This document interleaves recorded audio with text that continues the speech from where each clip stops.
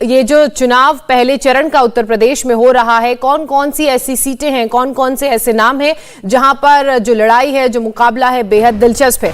Graphics के जरिए मैं ये खबर समझाने की कोशिश करती हूं। देखिए, पहले चरण का चुनाव उत्तर प्रदेश में आज हो रहा है और 11 जिलों की 58 सीटों पर आज मतदान होना है और लगातार तमाम मेरे सहयोगी वहां से अपडेट दे रहे हैं। तैयारियां क्योंकि पूरी कर ली गई हैं। अब ऐसे में देखना यह है कि पहले चरण जिसने उत्तर प्रदेश में बीजेपी की किस्मत को एक तरह से कहें बदल दिया था पिछले चुनावों में, क्या एक बार फिर से वो होता हुआ नजर आएगा, या फिर जो एक नई जोड़ी उत्तर प्रदेश के चुनाव में अखिलेश और जयंत चौधरी की देखने को मिली है वो कुछ कमाल कर पाएगी, क्योंकि दोनों ही पार्टियों के लिहाज से ये बेहद महत्वपूर्ण। तो सबसे पहले आपको बता दें, नोएडा सीट पर आपको बिग फाइट देखने को मिलेगी, जहां एक तरफ पंकज सिंह है जो ये सिटिंग एमएलए हैं और साथ ही राजनाथ सिंह के बेटे हैं, तो वहीं इनके सामने आपको बता दें कि समाजवादी पार्टी की तरफ से सुनील चौधरी हैं और वहीं कांग्रेस की तरफ से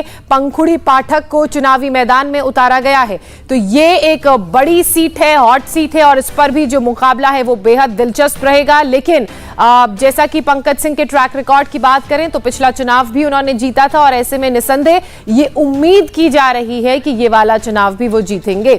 अब बात करते हैं मथुरा की, तो आपको बता दें कि मथुरा में जहां एक तरफ श्रीकांत शर्मा बीजेपी की तरफ से चुनावी मैदान पर हैं, तो वहीं प्रदीप की बात की जाए तो प्रदीप माथुर कांग्रेस की तरफ से उम्मीदवार हैं और देवेंद्र अग्रवाल समाजवादी पार्टी की तरफ से उम्मीदवार हैं और चुनावी मैदान में हैं। और ये मुकाबला भी बेहद दिलचस्प है क्योंकि योगी के कैबिनेट मंत्री चुनावी मैदान में हैं और अपनी किस्मत एक बार फिर से आजमा रहे हैं। मथुरा के बाद अब आगे बढ़ते हैं और बात कैराना की करते हैं। तो कैराना ये वो सीट जो बेहद ही दिलचस्प है और आपने देखा होगा कि चुनावों के टाइम पर कैराना का मुद्दा कितना उठाया गया था।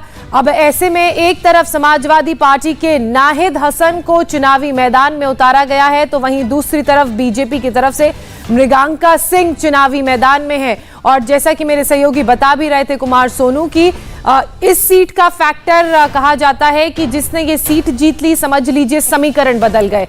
अब यहां से आगे बढ़ते हुए बात सरधना की करते हैं। सरधना सीट से जहां एक तरफ संगीत सोम चुनावी मैदान में है बीजेपी की तरफ से, तो वहीं समाजवादी पार्टी की तरफ से अतुल प्रधान अपनी किस्मत आजमा रहे हैं और ये सीट में जो लड़ाई है वो भी दिलचस्प है, बेहद खास है। और अब इस सीट से आगे बढ़े और आगरा की बात करें तो आगरा ग्रामीण से बेबी रानी मौर्य को चुनावी मैदान में उतारा है बीजेपी ने और वहीं उनके सामने आरएलडी की तरफ से है महेश कुमार और बीएसपी की तरफ से चुनावी मैदान में है किरण प्रभा केसरी।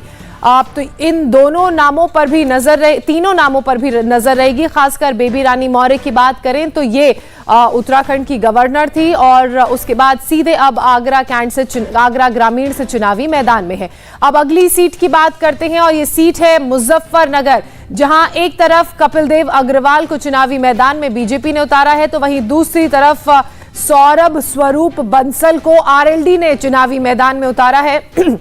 और मुजफ्फरनगर की बात की जाए तो ये सीट भी बेहद अहम और दिलचस्प बताई जा रही है। और मेरी सहयोगी गौनिका अरोड़ा लगातार हमारे साथ बनी हुई हैं जो इस वक्त मथुरा सीट पर मौजूद हैं। गौनिका, मथुरा सीट का महत्व और समीकरण क्या है वो मैंने समझाया। अब ऐसे में किस तरह की तैयारी आप देख रही हैं वहां पर, और लगातार आप काफी टाइम से वहां पर हैं, तो किस तरह का माहौल आपने जज किया?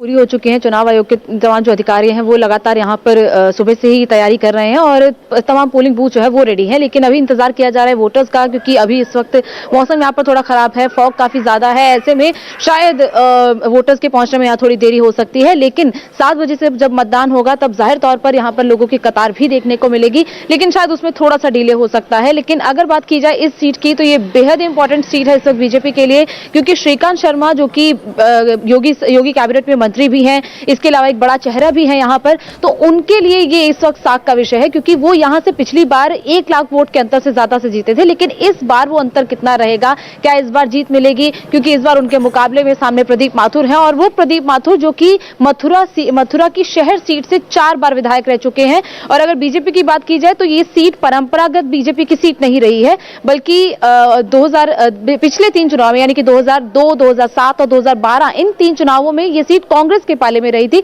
प्रदीप माथुर क्योंकि एक बड़ा चेहरा है, यहाँ पर लोगों के बीच में लोकप्रिय हैं, ऐसे में पिछली बार वो नहीं जीत पाए थे, वो हार गए थे श्रीकांत शर्मा से लगभग 1 लाख से ज्यादा वोटों के अंतर से। लेकिन इस बार देखना होगा कि मुकाबला कितना कड़ा रहता है। और जहां तक मथुरा पूरे क्षेत्र की बात की जाए तो वो 5 विधानसभा सीटें हैं, जिसमें से 4 पिछली बार बीजेपी के खाते में गई थी और 1 सीट मांड वो बीएसपी के खाते में गई थी। ऐसे में देखना होगा कि क्या इस बार बीजेपी पिछले स्कोर को कायम रख पाएगी, या फिर इस बार 5 सीटों पर कब्जा करेगी, या फिर कहीं ना कहीं इस बार सपा और आरएलडी इस पूरे मुकाबले में बीजेपी को कड़ी टक्कर देते हुए दिखेंगे। क्योंकि 2 ऐसी सीटें यहां पर हैं जिसमें मांट और बलदेव है, जिसमें जाट वोट सबसे ज्यादा है। और ऐसे में अगर जाटों की नाराजगी अभी भी बीजेपी के साथ है तो कहीं ना कहीं दोनों सीटों पर बीजेपी को नुकसान हो सकता है। वहीं बाकी की 3 सीटों की बात की जाए, फिर चाहे वो मथुरा शहर हो, गोवर्धन हो, छाता हो, इन सीटों पर ज्यादा जो फैक्टर है वो ठाकुर और ब्राह्मण वोट का है। ऐसे में वो वोट कहीं ना कहीं बीजेपी के पाले में अगर जाता है तो बाकी जो 2 सीटें हैं जिन पर जाट वोट सबसे ज्यादा मेजॉरिटी में है,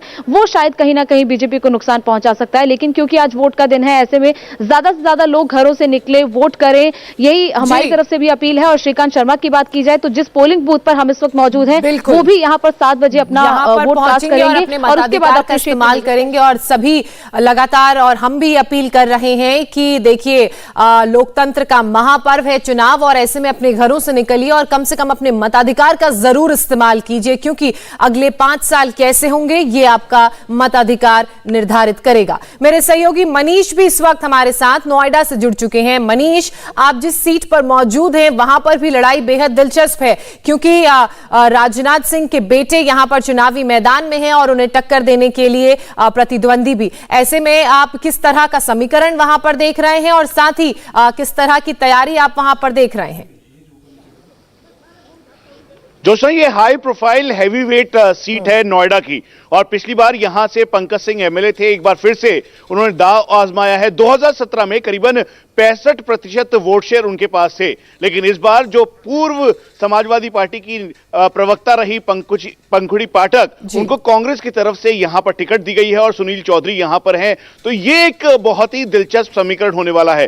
खासतौर पर नोएडा के बारे में कहा जाता है कि यहां पे voters, urban voters semi urban voters के साथ साथ एक ग्रामीण जो इलाका है जो कि एडजॉइनिंग नोएडा के इर्द गिर्द का है, वो एक अहम भूमिका निभाता है। तो इसीलिए आज यहां पर जो वोट डलने वाला है 7 बजे के बाद से, वो बेहद दिलचस्प होगा और वो तय करेगा कि इन तीनों में से कौन यहां पर काबिज होने वाला है और नोएडा से जो हाई प्रोफाइल सीट है वहां से कौन आएगा। हम इस समय सफायर स्कूल पर हैं। यहां पर अब से कुछ देर बाद पंखुड़ी पाठक आएंगी, साथ में सेक्टर 15 के ए ब्लॉक में जो सेंटर है वहां पर पंकज सिंह जाएंगे और सुनील चौधरी जाएंगे।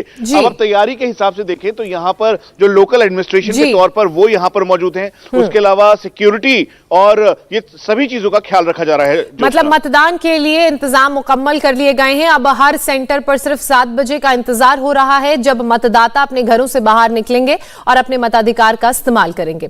इंडिया टीवी हर वक्त हर जगह डाउनलोड करने के लिए सर्च करें India TV news Google play store या ऐप स्टोर पर।